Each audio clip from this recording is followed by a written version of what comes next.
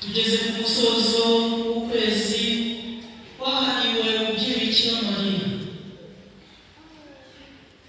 Nuko itariki ihuye n'icyumweru baza Bikira Mariya ajya gusura Elizabeth mutagatifu. Ariko umubyeyi wacu waduherekeje muri uku kwezi kwa gatanu dushoje uyu munsi, ntabwo umusiga muri uku kwezi tumwimukane mu kwezi gutaha, ukwezi kwahariwe umutima mutagatifu wa Yesu. Inabo tuzahimbaza turi kumwe n'abakateshiste isakaramento by'umwihariko Ukaristiya ntagatifu. Uvuze Ukaristiya abavuze misa, isengesho rikuru, abavuze gushengerera. Turabyuka mu masomo cyane cyane isomo rya mbere, Musa azamuka ku musozi wa Sinayi, Uhoraho akamwiyereka akamwibwira, n'Uhoraho Imana igira impuhwe n'ineza, itinda kurakara, yuje umuntu n'ubugwaneza, ahita arapfukama bavanye no gusenga mu isengesho nibwo Nyagasani atwihishurira akatubwira ko Imana imwe mu butatu butagatifu, mu bapersona bana batatu. Turifatanya n'umuryango n'inshuti ba Vincent Bizimana basabiriza gusabira Vincent Bizimana bitabye Imana batibagiwe rose muri Purgatori. Turifatanya n'umuryango wa Andre Rwangano basabiriza gusabira Andre Rwangano bitabye Imana n'abana be bose bitabye Imana na rose muri Purgatori. Turifatanya n'umuryango wa Bizimana Vincent basabiriza gusabira Vincent Bizimana bitabye Imana batibagiwe rose muri Purgatori. Turifatanya n'umukristo mukazi wo mu muryango remezo wa Sangano yasabye gusabira umugabo we urwaye, Imana imukize indwara za karande abinyujije mu mubyeyi Bikira Mariya. Turifatanya n'Uwizeyimana Petronila yasabye misa yo gushimira Imana ibyiza yamukoreye abinyujije mu mubyeyi Bikira Mariya. Turasabira umwe mu bakozi bacu hano kuri Paruwase, Edita Nirakuze urwaye ari CHK, bamukuye mu bitaro by'Abashinwa, ejo bamujyana CHK, amaraso makeya Nyagasani amukize. Uyu munsi turahimbaza Mutagatifu Petronila, abisunze Mutagatifu Petronila tubifurije umunsi mwiza kandi tubasabira. Ni icyumweru cya nyuma cy'ukwezi, ni isengesho ryo gusabira abarwayi, imisa ya kabiri, abaturimo barwaye n'abandi twasize mu ngo, abari mu bitaro, bavandimwe tubasabira. Ntitubisigiye gusa itsinda ry'abagezabutumwa, abavandimwe bamaze kudufasha gusingiza Imana mu bijanye n'ihengeri, ibivumba, ubuzima bwacu tuyitwe Nyagasani arimo araza kudusanganira kugira ngo aduhe amahoro n'ituze.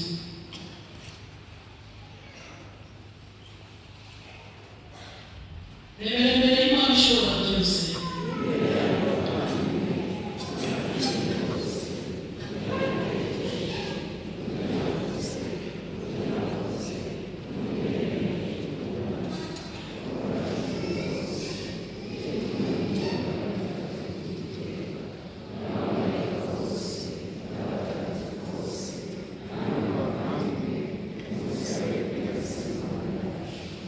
Imana ishobora byose bitubabarire, idukize ibyaha byacu maze izatugeze mu bugingo bw'iteka. nyagasani tubabarire, kristu tubabarire, nyagasani tubabarire.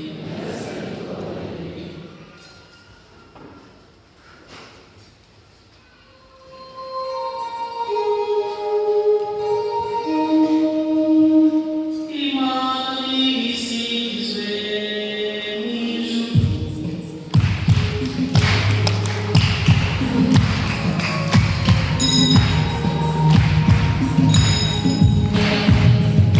Oh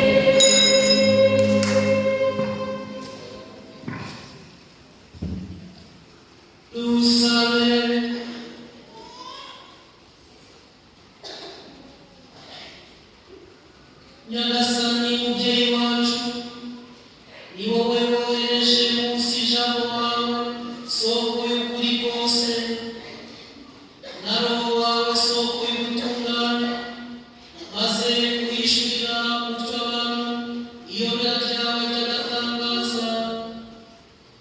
Duhe kurata ikuzo ry'ubutapfa buhoraho iteka, twamamaza ukwemera nyakuri. Uduhe no gusenga ubumwe bwanyu bwuje ububasha n'ishema, kubwa Yesu Kristo umwana wawe n'umwami wacu, Imana